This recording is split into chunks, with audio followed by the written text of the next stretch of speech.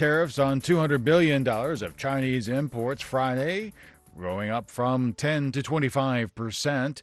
Economist Diane Swonk says President Trump's latest tariff hike on Chinese goods will impact supply chains and could spiral from there. Going to go into a whole category of goods that we buy when we go to the big box discounters, could go into clothing. Literally everything we buy that's any kind of a good, most of it comes from China these days, and so you will see that impacted. And the other issue is how it has ripple effects on the prices of other goods coming in from other parts of the world. Chinese Foreign Ministry spokesman Geng Shuang says Beijing hopes that the United States will meet them halfway in resolving the dispute. The 3 new missiles North Korean leader Kim Jong-un has tested over the past week are familiar to military experts. They look just like a controversial and widely copied missile the Russian military has deployed to Syria and has been actively trying to sell abroad for years. VOA's Bill Gallo reports analysts are watching the launches closely. Some analysts have said that if the North returns to testing the kind of longer-range banned ballistic weapons that it fired in unusually large numbers in 2017, it may signal that a frustrated North Korea is turning away from diplomacy. That's VOA's Seoul Bureau Chief Bill Gallo. The World Health Organization is warning it may not be possible to contain Ebola in the 2 affected provinces in Eastern Democratic Republic of Congo if violent attacks on health teams continue.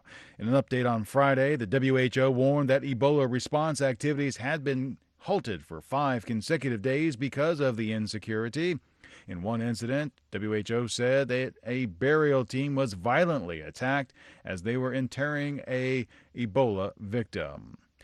This is VOA News. A U.S. airstrike in Somalia has killed 13 Islamic State fighters. That, according to a U.S. military statement. VOA's Jeff Custer has more. The U.S. Africa Command said late Thursday the strike against the terrorist group was conducted in the Golis Mountains. The statement said, "We assess no civilians were injured or killed as a result of this airstrike." Another recent U.S. launch strike killed 3 IS insurgents in Somalia. AFRICOM said in April it had killed Abdul Hakim Dakub, an IS leader in Somalia.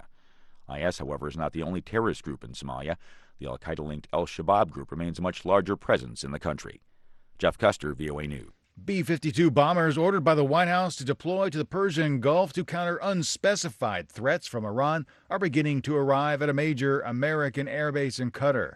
On Thursday, U.S. President Donald Trump urged Iran's leadership to sit down and talk with him about giving up Tehran's nuclear program and said he could not rule out a military confrontation if the heightened tensions between the 2 countries continues. What I'd like to see with Iran, I'd like to see them call me.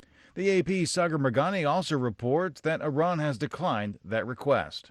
An Iranian news agency quotes him as saying there will be no negotiations with America and that the U.S. would not dare take military action against Iran. The USS Abraham Lincoln aircraft carrier strike group has also been sent to the region. After 8 months of relative calm, Syria's northwestern province of Idlib is once again a theater for bloody military operations, including heavy bombardment, airstrikes, and waves of civilian displacement as Syrian government troops, backed by Russia, push their way into rebel-held enclaves in a widening offensive.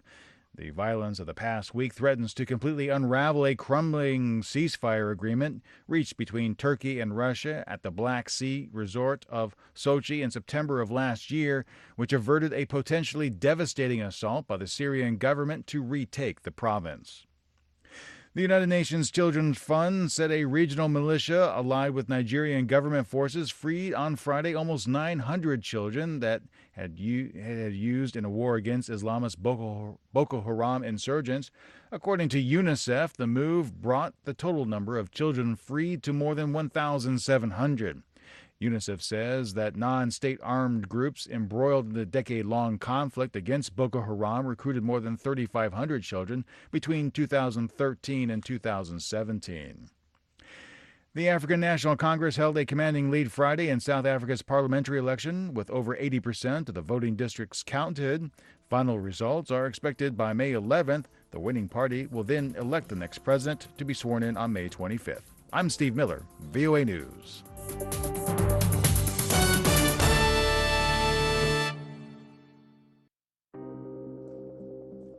It's Border Crossings. I'm Larry London. Hello there, and welcome to a special